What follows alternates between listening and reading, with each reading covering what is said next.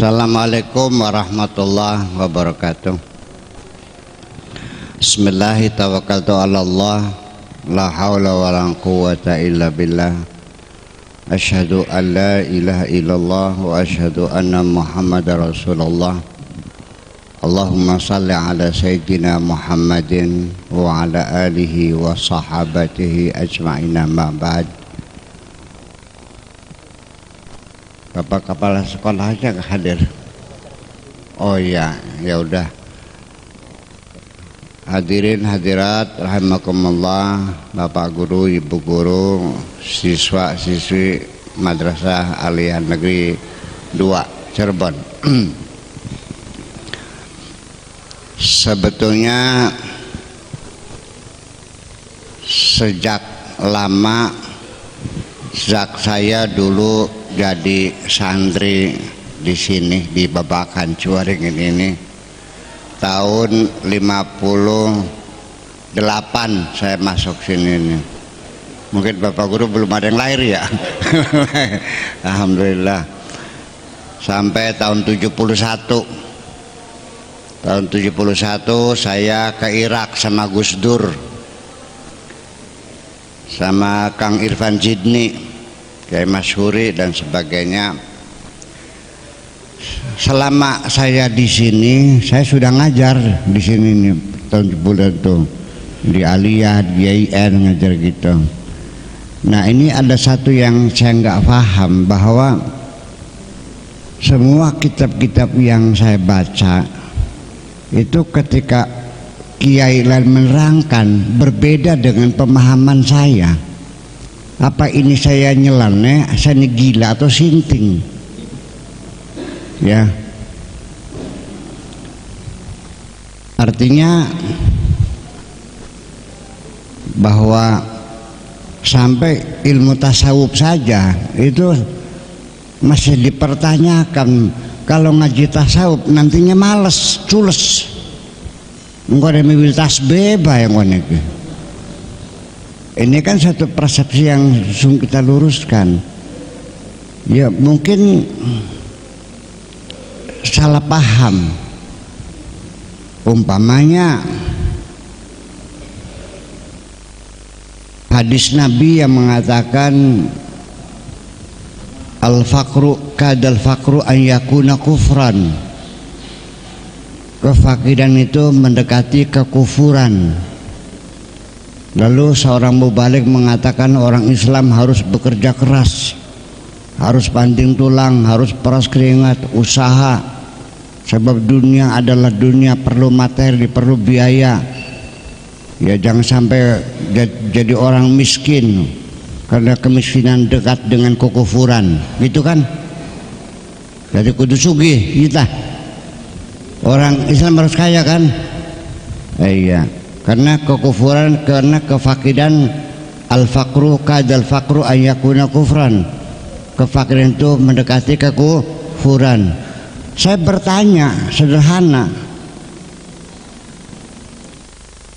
ketika kamu fakir hampir mendekati kufur, setelah kamu kaya menjauh nggak dari kekufurannya? Lebih dekat, bukan belum tentu. Karena Allah mengatakan idza aradna an nuhlika qaryatan amarna mutrafiha fafasaqu biha. Apabila aku ingin menghancurkan satu negara, maka orang kayanya aku biarkan berfoya-foya.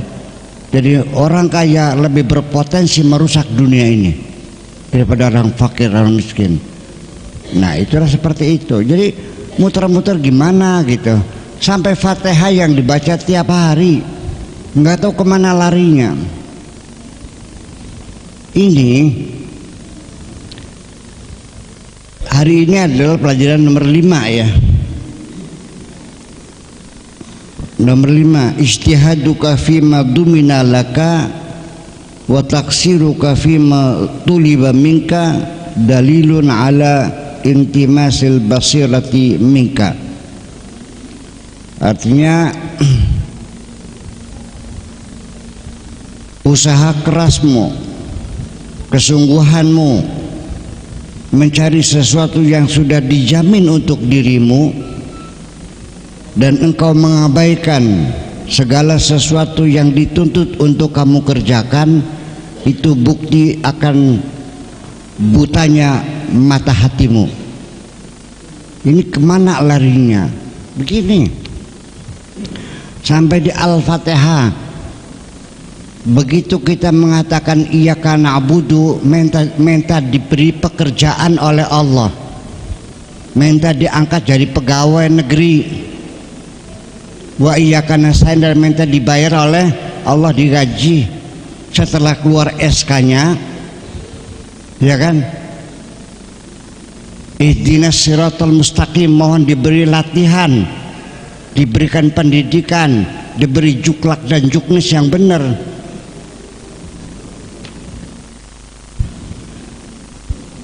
Ihdinas siratal mustaqim ghairul maghdubi, jangan sampai nanti kerja saya kena marah. Waladhdallin, jangan sampai kerja saya salah. Kan begitu maknanya. Kok jauh banget sih? Nah, sekarang tadi nomor 5, kamu bekerja keras, pontang-panting, banting tulang, peres keringat, mencari sesuatu yang sesungguhnya sesuatu itu sudah dijamin akan kau dapatkan, tetapi kamu mengabaikan tugas-tugas pekerjaanmu yang dituntut harus kamu kerjakan. Ini artinya gobloknya nutup begini. Itu mananya kan ini. Seperti apa prakteknya? Ini kita diangkat jadi pegawai negeri, ngajarannya ditugaskan ngajar di madrasah aliyah negeri, bukannya ngajar benar, bikin persiapan, anak-anak didiknya dikasih ilmu yang benar, ya kan begitu, datang tepat waktu, pulang tepat waktu. Ini ternyata selama di ini kerjanya menjual LKS melulu, nanti bikin kursus sendiri di rumah, yang bahasa Inggris di rumah, nanti sebulannya 50.000, nanti lagi rebutan cari emblem, cari proyek, baju seragam. Ini ngaco begini nih. Ini kan omongan buat kita semuanya ini. Nah, sampai begini jelas yang seperti ini, lalu dibilang katanya ilmu tasawuf itu ngajar malas. Tidak, ilmu tasawuf itu membuat kita bahagia, kita menjadi hidup kita nyaman, tidak ada kegelisahan, tidak ada ketakutan, tidak ada dendam, dan tidak ada kebencian. Itu maksud saya. Belajar tasawuf itu adalah supaya kamu bisa makan lahap, bisa tidur nyenyak, rezekinya lancar, badannya sehat, temennya banyak. Enak enggak? Itu maksudnya, bukan suruh muter-muter tasbih. Nah, ini jadi artinya kalau begitu agama ini mesti diterangkan lagi sekali lagi kalau demikian mah. Jadi teks-teks agama itu kadang-kadang tidak diaktualisasikan dalam kehidupan sehari-hari. Ini kalimat sangat mudah sekali, artinya ijtihaduka. Ya, ini yang kelima ya hari ini ya. Yang kelima sekali lagi, ijtihaduka fima dumina, ijtihaduka utawi kerja keras sira, fima ing dalam sesuatu dumina kang dijamin laka maring sira. Artinya engkau bekerja keras, banting tulang, yang ngoyo-ngoyo mencari sesuatu yang sebetulnya itu sudah dijamin akan kau dapatkan tanpa apapun. Sudah nanti pokoknya akhir bulan kamu terima gaji dah, nanti kalau sudah selesai kerjanya dapat pensiun. Apalagi ini yang dikerjakan ya, tetapi tugas pokoknya yang sudah jelas mengajar di madrasah aliyah negeri atau di kantor kecamatan atau di balai desa, itu malah diabaikan. Ini artinya orang ini gelap mata, artinya intimasul basirah, artinya mata hati kita menjadi gelap, jadi apa namanya, picek begitu tuh, orang nggak paham. Nah sekarang dalam kehidupan sehari-hari ini anak-anak santri ini putri semua, putranya mana? Oh itu segitu, wah ya wes. Sekarang anak-anak sekalian, merasa enggak bahwa kamu di dunia ini sudah dijamin oleh Allah?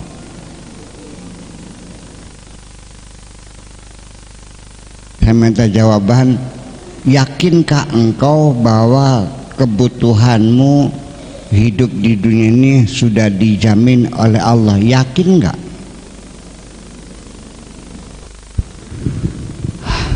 Memang tidak ada SK-nya, nggak ada stempelnya, tidak ada tanda tangan Gusti Allah. Betul nggak? Udah, yang penting kamu nggak usah lihat mana SK-nya, nggak usah tahu jaminannya berupa apa, setiap bulan berapa. Saya mau tanya dulu, engkau lahir ke dunia ini atas pilihan siapa?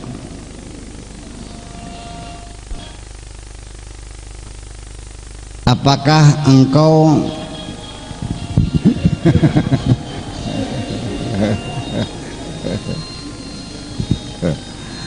apakah kamu pernah mengisi daftar kehadiran di bumi? Pernah ngisi belum? Belum. Barangkali ada formulir diisi lahir, satu jenis kelamin laki, strip perempuan, lalu kamu milih perempuan, yang sebelah sini milihnya lelaki, terus parasnya cantik jelek, yang ini milih cantik, yang ini milih jelek. Nanti kaya atau miskin, sampai nanti saat keluar di alam dunia ngisi daftar formulir enggak, minta lahirnya hari Sabtu, Minggu, Senin, Selasa, Rabu, Kamis, Jumat, suruh milih mana jamnya, jam 1 sampai jam 22, milih mana, bulannya, tanya pernah milih enggak? Jadi siapa yang menginginkan engkau lahir di dunia ini? Bapakmu? Enggak. Ibumu? Enggak. Bapak ibumu tidak punya rencana untuk mengeluarkan kamu. Mereka ingin bersenang-senang sendiri. Punten ini. Kelahiranmu hanya akibat dari, ngerti akibat dari? Nah, semuanya. Nah ini nggak pernah dihayati, nggak pernah diperhatikan bahwa kalau demikian kitab suci yang setebal itu semuanya kau abaikan semuanya. Wa ma min dabatin fil ardi illa 'alallahi rizquha. Semua binatang yang ada di bumi sudah ada jaminan rizkinya oleh Allah. Alladzi huwa yut'imuni wa yasqin. Dialah yang memberi aku makan, dialah yang memberi aku minum. Wa idza maritu fahuwa yashfin. Ketika aku sakit dialah yang menyembuhkan. Lalu Al-Quran ini ternyata enggak ada yang masuk. Jadi kitab suci kita apa sebetulnya ini? Nah itu enggak nyambung. Enggak nyambung pikiran-pikiran kita semacam ini. Sampai orang-orang yang kaya pun itu ketika ditanya dari mana kau dapatkan, sudah hampir tidak ada lagi yang mengatakan ini adalah pemberian Allah Subhanahu wa ta'ala. Apa yang mereka jawab ketika saya tanya dari mana kau dapatkan? Mereka menjawab, aku dapatkan ini hasil jerih payahku, banting tulang, peres keringat, awan dadi bengi, bengi dadi endas, dadi sikil, sikil dadi endas. Semuanya mengingkari pemberian Tuhan semuanya. Sampai kiainya yang mendidik santrinya yang pinter, sampai begitu pinter santrinya, kiai juga mengatakan siraku pinter semono kepokok kita sing nguruki sirah. Gimana adanya Tuhan kita sebenarnya? Ini yang jadi pertanyakan sesungguhnya. Jadi kita nggak mengerti di mana letak kesalahannya. Hal yang penting untuk kita pahami, kita dalami, kita abaikan dan kita berlagak seperti sudah paham. Tetapi yang dilarang oleh Allah, yang tidak boleh untuk dikembangkan, pertengkaran antar golongan, antar mazhab, malah itu yang terus berkembang sekarang ini, dan saling bunuh membunuh. Betul nggak? Di Yaman terbakar, Neng, terbakar di sana. Yaman itu negara Arab yang paling miskin, paling melarat, bantat. Boro-boro dikirimi makanan oleh kerajaan Saudi yang kaya raya itu, dikiriminya bom sama tank baja. Betul nggak? Ya enggak? Katanya. Ya, di warta berita kan gitu. Iya. Irak hancur lebur, Syria porak-poranda, Libya jungkir balik. Yang nggak disuruh dikerjain, yang disuruh ditinggalkan. Ini maksudnya pelajaran kelima Al-Hikam ini. Yuk kita konsentrasi. Kalau sesuatu yang sudah dijamin ya sudah, kita nggak usah ngoyok. Jadi pegawai negeri yang penting belajar, mengajar anak-anak, datang tepat waktu, pulang tepat waktu, ya. Latihan-latihan anak-anak semua dinilai, mengajar besok dipersiapkan dengan baik. Jangan setiap hari cari tambahan gaji, cari rebutan emblem di Tegal Gubuk, baju seragam, LKS ya. Masih di sini ada LKS enggak? Masih ada nggak LKS? Masih. Berapa selembarnya itu? Nah ini bentar. Iya. Nah semacam itu. Sampai ada guru yang punya ide, siswa-siswa yang dari Palimanan sana itu kredit mobil ya, apa Futura ya, untuk transport siswa abonemen. Sampai semuanya diulik, dicari untuk ada tambahan penghasilan. Pak, nggak salah, cuman tidak etis. Kamu nggak? Udah, kamunya sekarang coba, anak-anak juga. Udah, yang penting kalian mondok di sini. Ya kan gitu. Orang tuanya sudah menjamin biaya sekolah dibayarin, untuk uang kosnya dibayarin orang tua. Dan setiap bulan Allah sudah orang tuamu menjamin sebulan 2 juta. Sudah, jangan tiap bulan ribut aja mengingatkan orang tua. Duitnya aja telat kini, sangat likur kini. Setiap bulan mengingatkan orang tua minta uang. Sudah, nggak usah kamu minta. Tugas kamu sekarang dibabakan mondok. Tinggal yang penting kamu belajar. Ini kalimat itu seperti ini maksudnya. Ya, tugas pokok kamu untuk belajar ditinggalkan, kamunya tidur melulu, di sininya mainan HP terus, game terus. Iya. Tugas belajar jangan dilaksanakan, setiap bulan selalu mencecar orang tua suruh kirim duit. Jujur beli makanan ke. Ya, saya kira itu sifatnya, ini sifat universal. Ini tasawuf mengajarkan seperti ini. Lalu dari mana datangnya orang sampai di Saudi Arabia ilmu tasawuf diharamkan? Ini haram nih belajar gini nih. belajar nih anak sekalian apa nih, di Saudi diharamkan, nggak boleh nih ya, ilmu logika diharamkan, filsafat diharamkan, tasawuf diharamkan di sana tuh ya, nggak ada. Ilmu hikmah diharamkan, jangan nyari kitab ilmu hikmah, ilmu gawe jimat, langkan karena ma'afak dua faktor, karena musyrik kan gitu ya. Jadi sekali lagi, jadi yang penting apa sih? Sesuatu yang sudah terjamin bahwa kita akan diberi, sudah ada perolnya, sudah ada daftar gajinya, sudah ada asuransinya, ya sudah, kita nggak usah mikirin.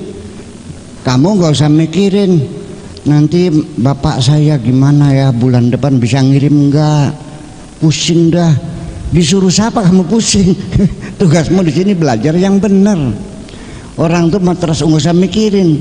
Nah, kepada Allah juga demikian. Allah sudah menjamin dari sejak kamu lahir sudah ada daftar gajinya, paras cantikmu sudah ada ketentuannya, jodohmu sudah ada daftarnya, tinggal terima, kamu jalani perintah-perintah Tuhan, perintahnya kamu laksanakan, larangannya engkau tinggalkan. Kalau tidak paham tinggal bertanya, fas'alu ahdzal dzikri in kuntum la ta'lamun. Saya kira itu saja. Yang penting yang kelima itu artinya bahwa kita harus melaksanakan pekerjaan secara profesional, juga harus efektif, harus efisien ya. Hal-hal yang bukan wilayah kerja kita nggak usah kita menjelajah ke sana-sana. Saya kira kita buka dialog karena anak-anak ini kita perlu kita buka dialog supaya nanti materi yang kita sampaikan bisa sesuai dengan tingkat intelektualitas mereka. Terima kasih. Assalamualaikum warahmatullahi wabarakatuh. Baiklah Bapak dan Ibu sekalian, baru saja kita mendengarkan paparan tentang jaminan Allah atas kehidupan kita di alam dunia.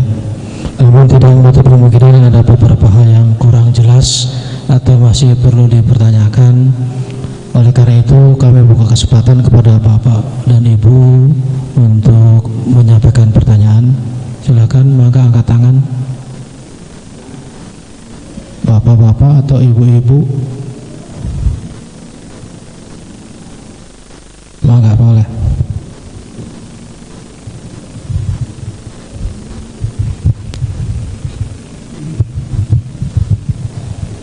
Assalamualaikum warahmatullahi wabarakatuh. Buya yang saya hormati, karena ini masalah kebaikan awam lah katakan, termasuk saya juga awam. Kira-kira dijelaskan terutama anak-anak tentang hubungannya antara tadi fima dominalaka dengan hubungannya dengan sholat duha dan ada doa untuk minta rezeki. Itu kira-kira bagaimana hubungannya? Terima kasih.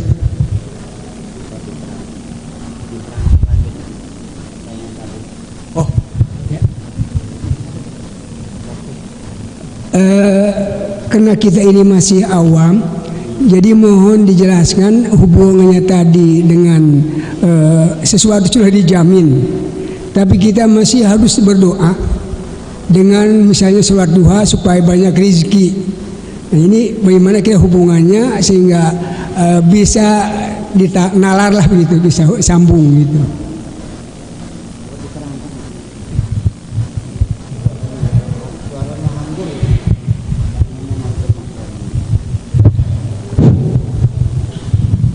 Gimana fokus pertanyaannya? Oke, tadi disampaikan oleh Buya bahwa hidup kita sudah dijamin oleh Allah Subhanahu wa taala. Tadi disampaikan bahwa wa ma min dabbatil ardi illa Allahu rizquha. Tapi di sisi lain kita juga dianjurkan untuk berdoa untuk meminta rezeki yang lebih banyak barang itu ya. Apakah ini hubungannya gimana? Satu sisi sudah dijamin, di sisi lain kita dianjurkan untuk berdoa agar rezeki kita melimpah ruah. Gimana Pak?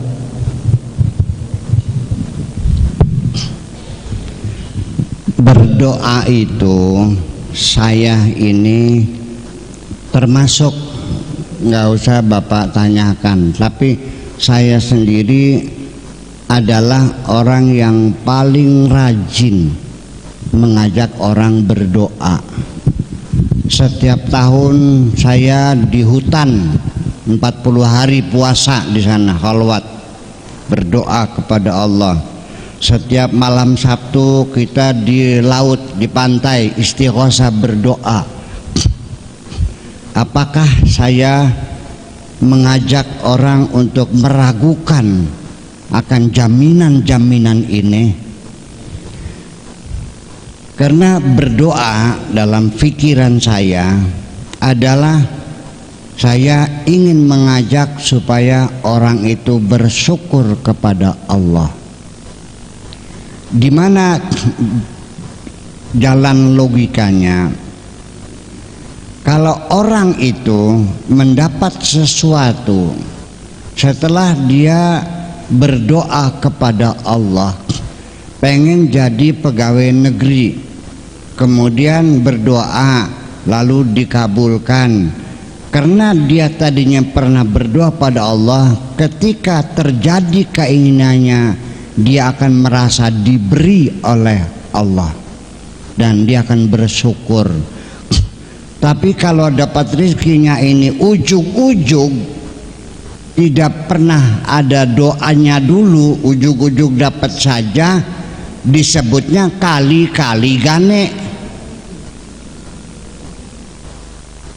Ya, orang yang mendapatkan sesuatu tanpa meminta lagi, itu nanti akan mengatakannya ini hasil jerih payahku, dan ini terbukti.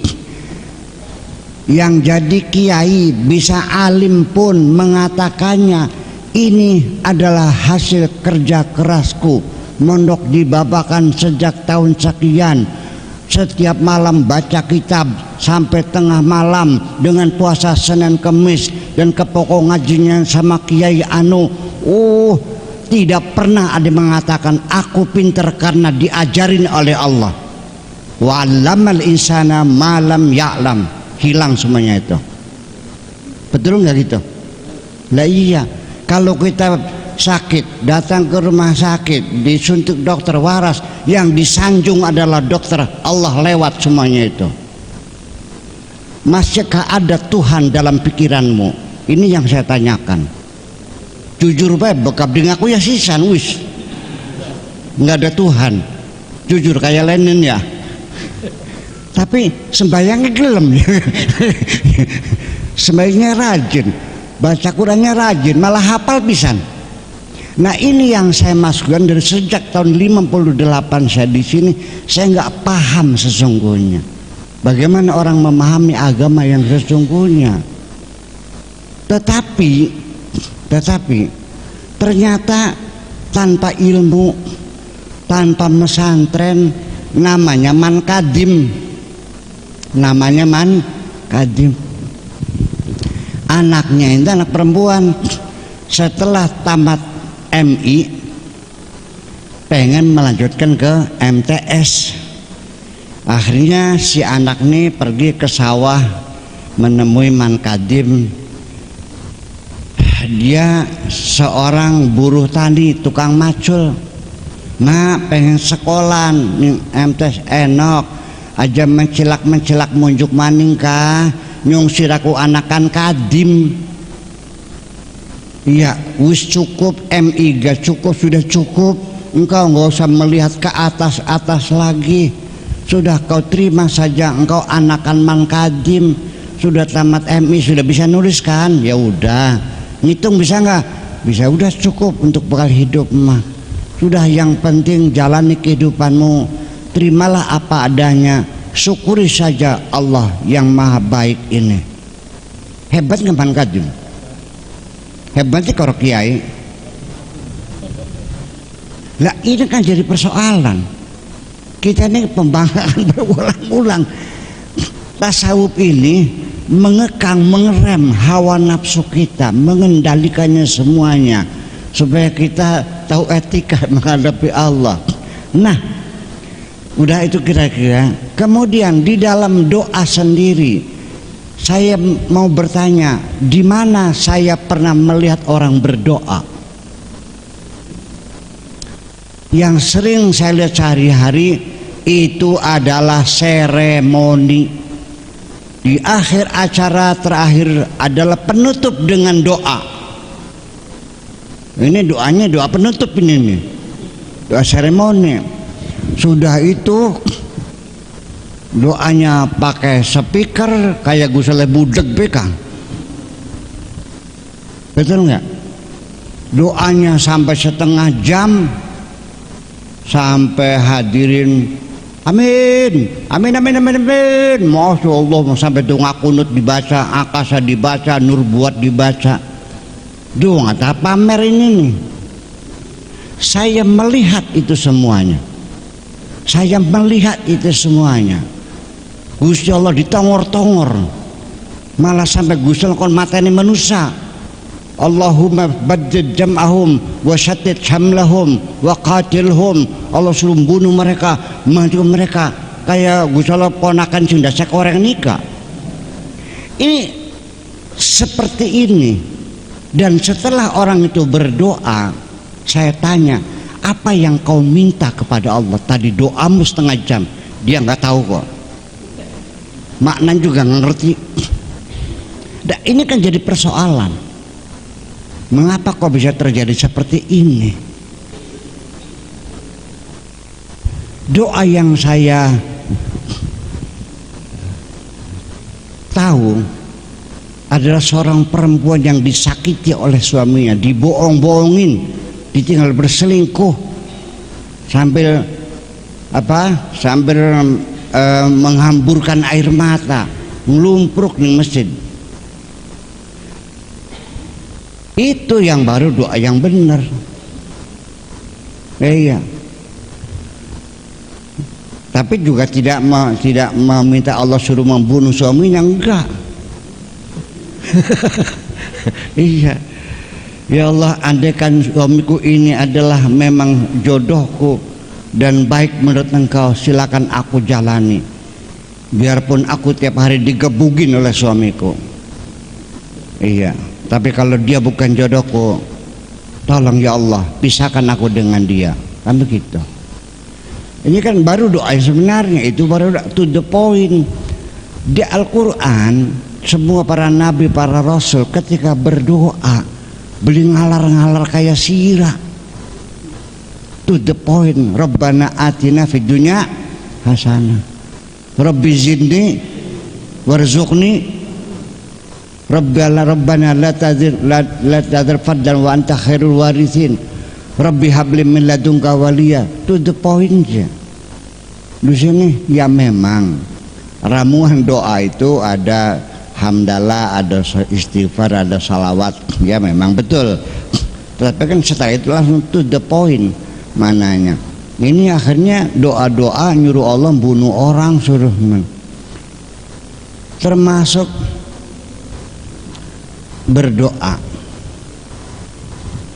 Ini banyak ramuan di doa. Terakhir saya cerita dulu. Ya Allah, berikanlah aku kemudahan-kemudahan. Betul ya? Rabbana la tuhammilna ma la taqata lana bih. Ya Allah, jangan kau tugaskan kami di luar kemampuan kami. Rabbi yassir umurana. Ya Allah, minta kepada Allah supaya diberi kemudahan, kemudahan. Disuruhnya yang jangan yang berat-berat, yang ringan-ringan saja. Cengeng banget sih. Memang itu ada petunjuknya, tapi saya tidak memilih. Saya memilih untuk berdoa, ya Allah, berilah aku kekuatan supaya aku bisa menjalani apapun yang kau perintahkan. Begitu cara berdoa. Terima kasih. Baik, barangkali masih ada Pak Iyas.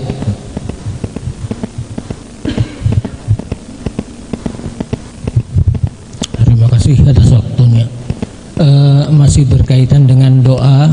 Selama ini kita orang tua mendoakan anak-anak kita agar menjadi anak yang soleh. Tapi kita tidak tahu sebagai seorang anak agar menjadi soleh itu caranya bagaimana. Terima kasih. Assalamualaikum warahmatullahi wabarakatuh.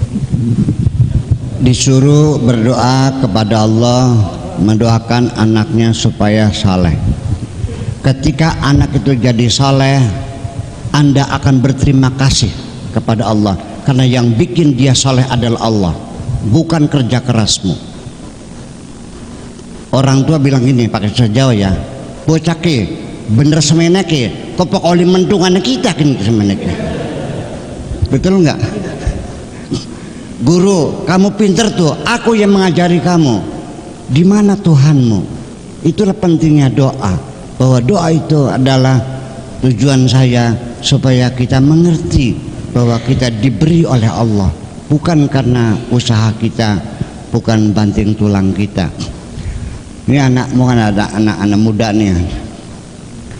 Orang kaya tadi ketika ditanya dari mana kau dapatkan, orang tua ditanya, kok bapak anaknya baik-baik semuanya, bagaimana cara mendidiknya, kan gitu ya kan begitu, orang tua kan bangga gitu. Sekarang apa betul bahwa kamu jadi anak yang soleh karena orang tuamu mendidik kamu dengan metodologi yang baik, dengan sistematika yang baik, dengan kedisiplinan dan sebagainya? Apakah ada hubungannya? Kedua, orang kaya raya yang mengaku jerih payah, banting tulang, peres keringat. Saya mau nanya, jujur, kita mengajak berlogika anak-anak siswa nih, apakah ada hubungan kausalita? Hubungan kausalita, sabab musabab antara keringat dengan kekayaan, ada hubungannya enggak? Hubungan logika. Bisa jawab enggak? Ada enggak hubungan logikanya, hubungan kausalita antara keringat dengan kekayaannya? Oke. Kalau begitu, ada enggak orang yang berkeringat-keringat tapi miskin terus? Ada enggak? Ada. Ada enggak orang yang malas-malasan tidur aja tapi kaya? Ada enggak? Paham? Ada enggak bapaknya kiai, anaknya jadi bencoleng? Ada enggak mboken lembuk, anaknya jadi kiai? Jadi siapa yang membimbing mereka? Itu engkau meniadakan Tuhanmu, bahwa itu hasil kerja kerasku. Itu yang paling penting. Yuk menghunjam tasawuf, menghunjam ke dalam hati kita. Kalau sholat mah seremoni, terserah itu mau nudingnya lempeng, mau goyang-goyang, terserah. Yang penting jangan sampai hatimu yang bergoyang. Nah ini tasawuf itu kita akan merasa sejuk dan damai. Ya, orang belajar tasawuf ini artinya benar, damai. Kalau berhasil tidak lupa diri, kalau gagal tidak gantung diri. Ya kan begitu. Kalau memang iya orang kaya mengatakan aku kaya karena banting tulang peres keringat, kalau iya ada hubungan kausalita, hukum alam, hukum fisika yang berlaku umum, akan saya tuntut. Mungkin kalau perlu saya ajukan ke Mahkamah Konstitusi sekalian. Ya, kenapa tukang nyekop pasir yang ada di Kertasmaya tiap hari berkeringat sampai sekarang tidak ada yang kaya? Kenapa di Jakarta ada anak-anak muda yang pakai mobil baby band? Ya, saya sampai ceramah sakit hati. Sayanya mau baliknya pakai carry, ya, audiennya pakai mobil baby band. Ya, ternyata mereka anak nganggur, pakai anting, kerja juga enggak. Ini fenomena semacam ini. Ada enggak anak yang ngajinya rajin banget tapi goblok angger, ane beli? Ada enggak yang anaknya sekolahnya main-main aja, tidur-tiduran aja tapi pinter? Ada enggak? Nah di sini harus menyadarkan bahwa semua apapun yang kita dapatkan, Neng, itu adalah pemberian Tuhanmu. Terimalah apa adanya, Jangan ada penyangkalan, jangan menawar. Dikasih duit banyak, alhamdulillah. Dikasih duit sedikit, alhamdulillah. Enggak dikasih duit, alhamdulillah. Duitnya hilang. Ini yang jadi persoalan. Beli payu-payu laki, alhamdulillah. Ketemu pacar, alhamdulillah. Ngejak kawin, alhamdulillah. Punya suami, alhamdulillah. Suaminya berselingkuh.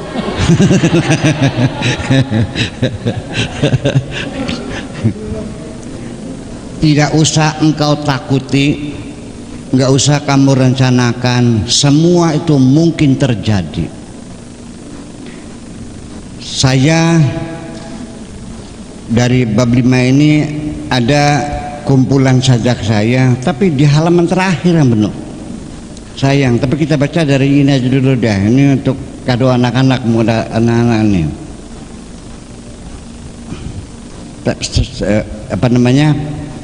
Bahwa ini enak dibacanya dan mungkin lebih masuk daripada kalimat-kalimat yang al-hikam yang kadang-kadang orang tua jangan ngerti. Gitu. Nih, oke, sebentar ya. Nih, tulisannya kecil-kecil lagi. Gitu.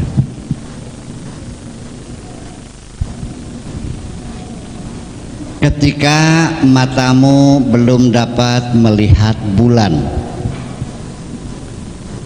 sebaiknya serahkan saja untuk sementara kepada orang yang matanya bisa melihat bulan. Jangan lalu berkesimpulan tidak ada bulan. Yang penting asahlah mata hatimu, terus asahlah. Nanti engkau akan dapat melihatku di mana-mana, dalam apa saja, pada apapun, sampai pada akhirnya engkau tidak melihat apa-apa kecuali melihat aku. Paham?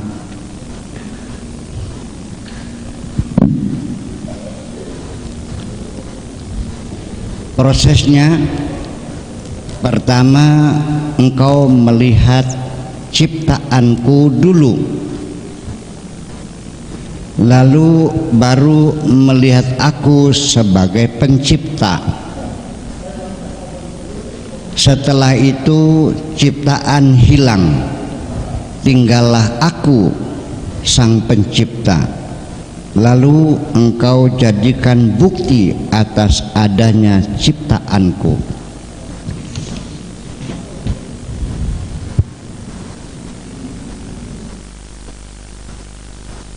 Keberadaanku tidak perlu bukti. Aku tidak dapat dibuktikan dengan apapun,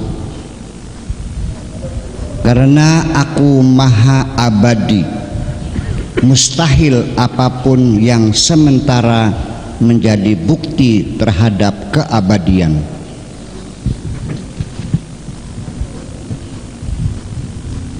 Bila engkau tetap berkeras, ingin berkeras, bila engkau tetap berkeras, langit dan bumi engkau jadikan bukti. Bila engkau tetap berkeras, langit dan bumi engkau jadikan bukti. Suatu ketika langit dan bumi kumusnahkan, engkau akan terperangah, akan kehilangan bukti. Lalu setelah itu, masihkah engkau mempercayaiku?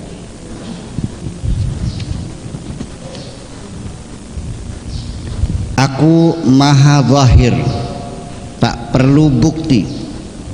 Bila semua orang dapat melihat bulan purnama, lalu ada yang bilang tidak melihat bulan, pasti itu orang buta. tetapi Aku maha tersembunyi di balik ciptaanku.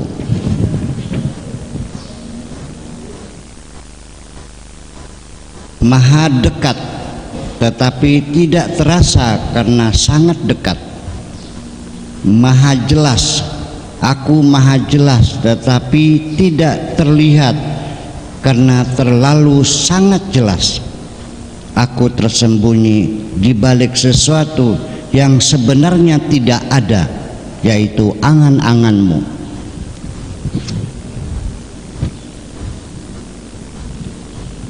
Aku yang menciptakan dirimu. Aku tahu segalanya, apa yang terbetik di dalam hatimu, apa yang tertulis dalam pikiranmu. Jangan coba-coba menyembunyikan sesuatu, termasuk keinginan dan cita-citamu. Aku tahu, termasuk daftar kebutuhanmu. Aku adalah sudah teragenda, termasuk daftar kebutuhanmu sudah teragenda. Tak usah gelisah, yang penting laksanakan tugasmu. Kurang jelas lagi? Nah, ini kan menjadi ini terakhir nanti bersambung. Nah, ini apa namanya? Kita pahami bahwa pada akhirnya anak-anak sekalian, kebahagiaanmu ujungnya adalah bukan karena harta kekayaan berlimpah ruah, bukan karena fasilitas yang mewah. Terlalu banyak orang yang kaya raya, harta berlimpah, tapi ternyata tidak punya waktu untuk menikmatinya. Selagi aku masih melihat orang miskin bisa tertawa terbahak-bahak, aku mengatakan dengan pasti bahwa kebahagiaan tidak ada kaitannya dengan kekayaan. Betul nggak? Wes, ini sekarang dengan bahasa yang sederhana biar anak ngerti. Enak endi mangan ndas petek atau sate? Sate. Bakal untune lara? Enak. Makan sate enak, tapi kalau giginya sakit enak nggak? Makanya ikan asin tapi giginya sehat, enak nggak? Dari sini muncul pertanyaan, rasa enak tuh apa dari satenya, apa dari kesehatan gigimu? Nah, kesimpulannya bahwa ternyata kebahagiaan itu yang paling penting, faktor yang paling utama adalah dipaham bahasa. Jadi nanti kamu terlalu bodoh ketika mencari kekayaan dengan mengorbankan kesehatanmu. Percayalah, masih banyak orang, saudara-saudara saya yang berangkat ke Jakarta mencari harta, tapi dengan sengaja mengorbankan kesehatannya. Berangkat ke Jakarta, rambutnya dicat merah, kelambine cingkrang, roket cingkrang, kelambine merayang, beli nganggo sira ngomong. Ya, datang ke sana, ke Hotel Alexis, satu kali eksekusi 2,5 juta, sehari bisa melayani 4 orang. Pantes pulang lagi 3 bulan kemudian beli rumah, 3 bulan lagi pulang beli sawah, 3 bulan lagi pulang beli mobil, 3 bulan lagi mengerang kesakitan kena penyakit AIDS. Lalu gimana enaknya? Terlalu bodoh kalau kau mencari harta mengorbankan kesehatan. Paham? Yang penting adalah kesehatan. Laki ganteng tapi beli demen, enak beli. Makanya jadi ini semuanya kembali pada kesehatan. Nah, ilmu tasawuf ini itu betul-betul sangat efektif dan sangat luar biasa, membuat hati kita menjadi damai, sehingga dengan kedamaian di hati ini maka badan kita menjadi sehat. Percaya enggak bahwa manusia itu enggak pernah sakit? Ya, paling-paling karena jiwanya tidak seimbang. Satu hari ada orang pulang jalan kaki, hujan besar, basah kuyup, sambil menangis karena uangnya dicopet. Pagi-pagi dia kena penyakit pilek. Kenapa, Neng? Tadi malam kehujanan, oke. Tapi ketika dia sedang berjalan dengan kekasihnya sambil tertawa terbahak-bahak, kena hujan juga, kenapa nggak pilek? Karena hatimu sedang bahagia. Maka jangan biarkan hatimu menderita hanya karena ditinggal kekasih.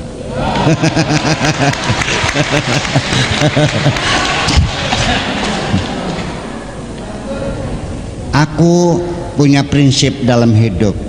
Aku tidak akan meninggalkan dirimu, tetapi ketika engkau ingin pergi, tidak akan kuhalangi sama sekali.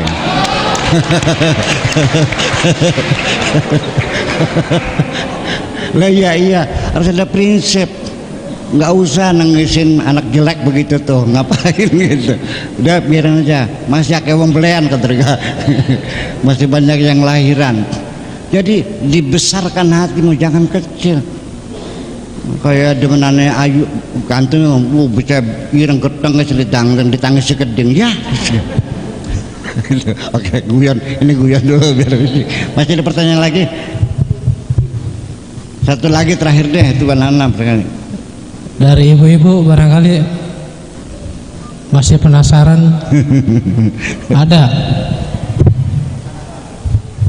Misalnya Kak? Oke, boleh.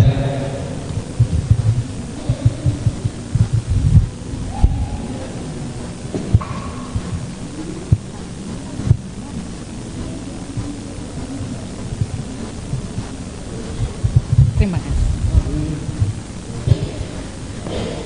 Assalamualaikum warahmatullahi wabarakatuh. Pak Kiai, mungkin ini kalau agak menyimpang dari materi mohon dimaafkan. Boleh. Jadi kalau misalnya kan tadi apa yang kita dapatkan harus disyukuri. Bagaimana bentuk mensyukurinya itu kan tergantung kitanya tadi ya Pak Kiai ya. Kalau kita merasa bahagia, apapun yang kita dapat walaupun tidak enak akan terasa bahagia. Nah, bagaimana kalau misalkan kita mendapatkan apa yang tidak kita inginkan,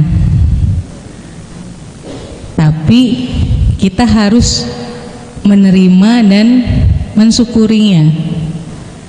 Kita harus seperti apa? Terima kasih. Assalamualaikum warahmatullahi wabarakatuh. Salam warahmatullahi wabarakatuh. Oke.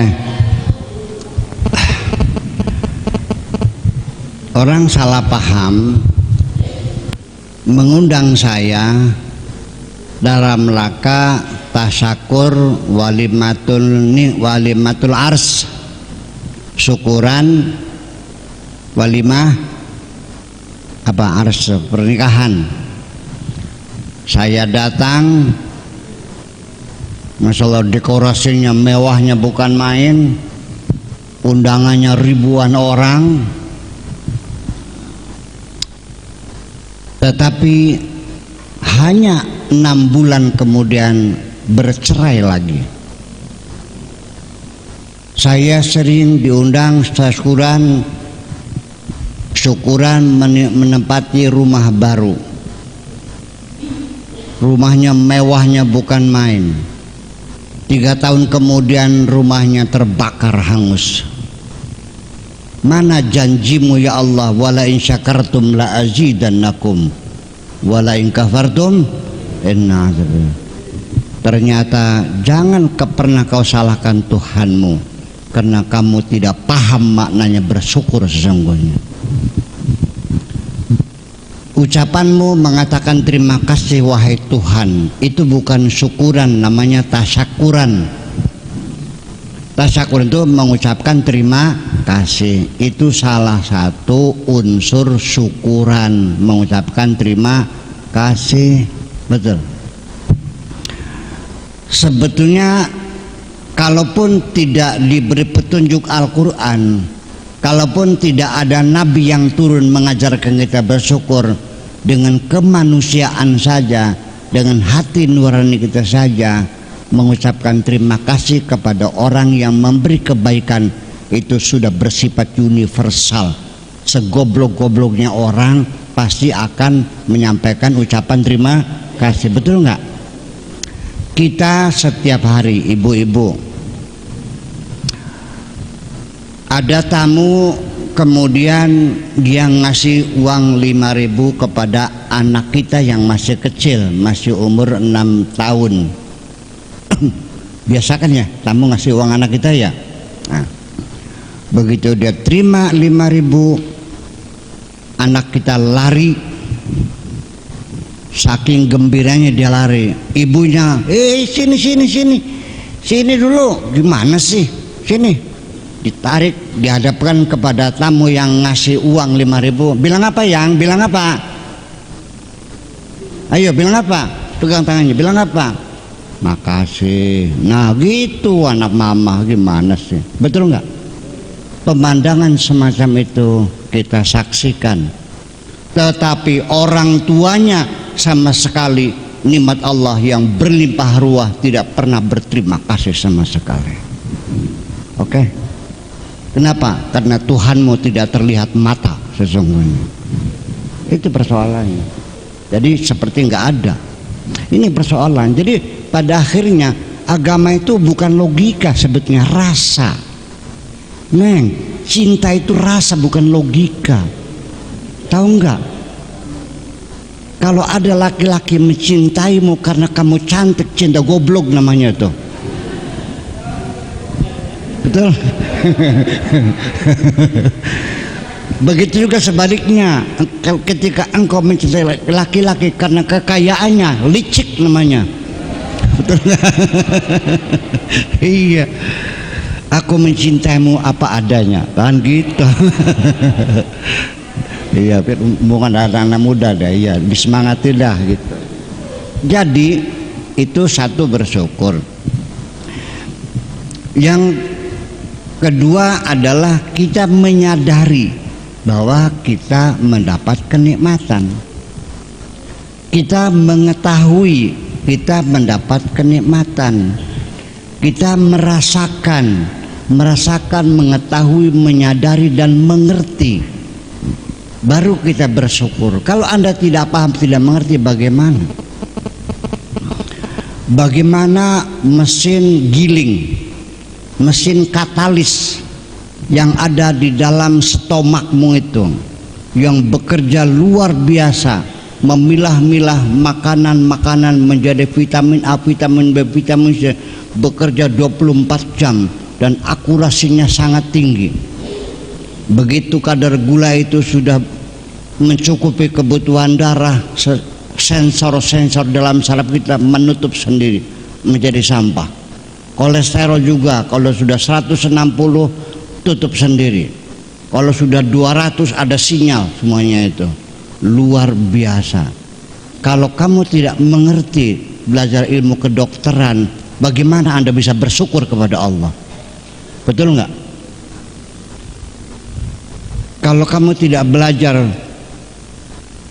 betapa pentingnya oksigen yang menjadi unsur paling penting di alam dunia ini, orang baru sadar betapa pentingnya oksigen setelah masuk rumah sakit karena sesak napas. Ini yang cerita Pak Ahmad Mubarak, ya, anggota DPR yang berkunjung ke Amerika. Temannya sakit, kurang oksigen, bawa ke rumah sakit, oksigen tambahan 2 hari, dia sembuh. Bayarnya $10.000. Sama dengan berapa tuh?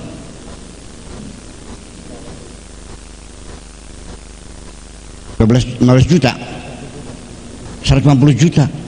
150 juta untuk bisa bernafas 2 hari. Kamu bernafas bertahun-tahun, pernah bayar enggak? Kenapa tidak kau syukuri itu? Jadi gimana? Kita tinggal di bumi Tuhan, dikasih oksigen oleh Tuhan, dikipasi oleh Tuhan, lautnya digoyang-goyang Tuhan sampai nggak bau bacin semuanya itu.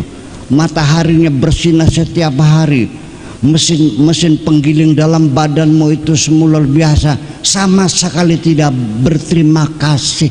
Ini maksudnya apa? Sadar kan? Yang dikasih otak cerdas loh, dikiranya dapat bikin sendiri, nggak pernah mengatakan aku ini dikasih oleh Allah. Itu jadi udah kesadaran. Kemudian yang ketiga adalah mengakui. Nah itu, ini yang paling sulit.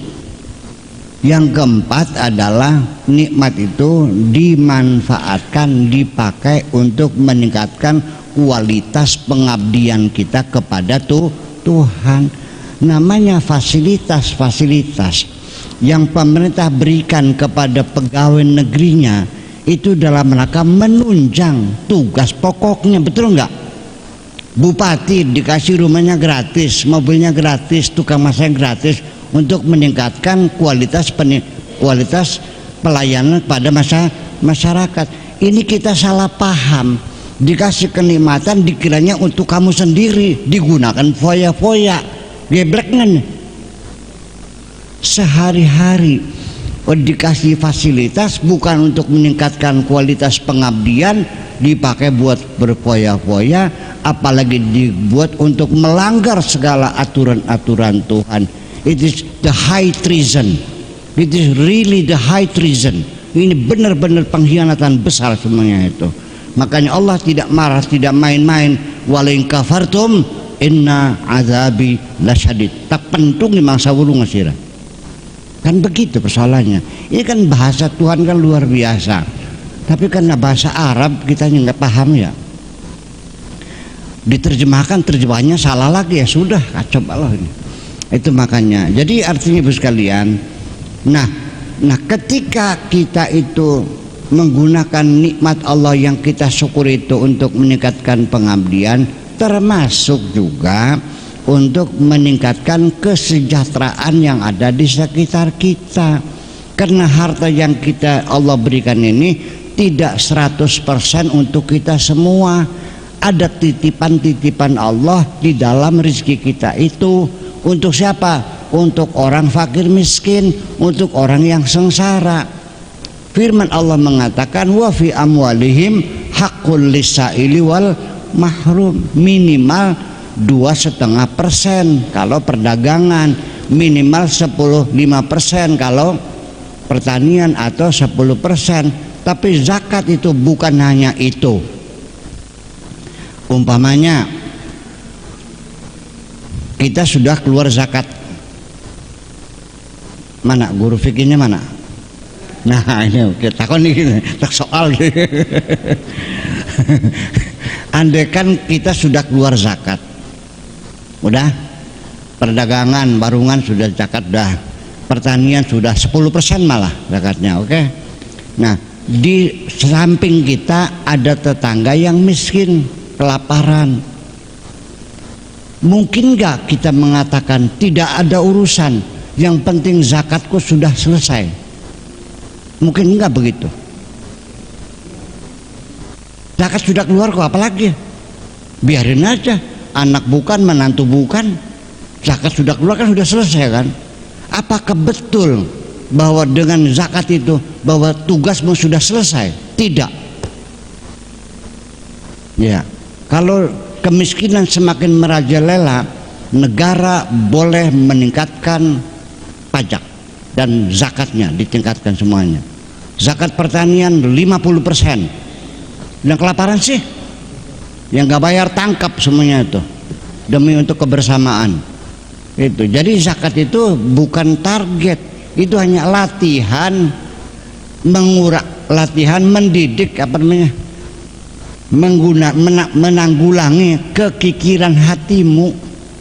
mendidik untuk menghilangkan keyakinan hati bukan tujuan. Nah makanya menolong orang juga bukan karena itu. Di samping itu juga kebaikan rezeki yang Allah berikan kepada kita. Umpamanya ada tetangga yang miskin juga, mengerang kesakitan, lalu kita tanya, agamamu apa? Saya Kristen. Masa bodoh? Nanti nggak ada pahalanya, nanti saya masuk neraka bersama dia ngasih makan. Gile begitu. Sejak kapan kau berpikiran seperti ini, hai umat Islam? Pantas gitu, karena dia bukan orang Islam dibiarin. Mereka ketika engkau kena tsunami membantu semua kok, betul nggak? Lah kenapa? Jadi nanti ketika kita berbuat baik, jangan memandang beda suku, memandang warna kulit. Ya kan gitu, nolongnya sama yang cantik-cantik aja, yang gak cantik gak ditolong. Ngapain lu? Ini terjadi pada diri saya. Cerita dulu nih biar refreshing. Anak-anak santri itu, saya kan punya sensitivitas yang cukup tinggi ya. Kalau sore pada asar tuh kan banyak santri perempuan tuh yang kawar kewer ke warung itu ada es cendol, ada segala macam gitu. Itu ada saja anak perempuan yang duduk di pojok ngeces tuh. Saya paham tuh. Beli duit kan guys kan. Ini saya kasih nggak banyak kok 2.000. Ya nggak banyak. Saya juga uangnya nggak banyak apa sih 2.000. Nanti ini kasih 2.000 tiap hari kalian sini. Pasti uang pestanya belum datang nih. Oke. Dengan kebaikan yang semacam itu, semua orang seneng nggak? Nggak. Jangan berharap engkau bisa menyenangkan semua orang di dunia ini. Percaya nggak?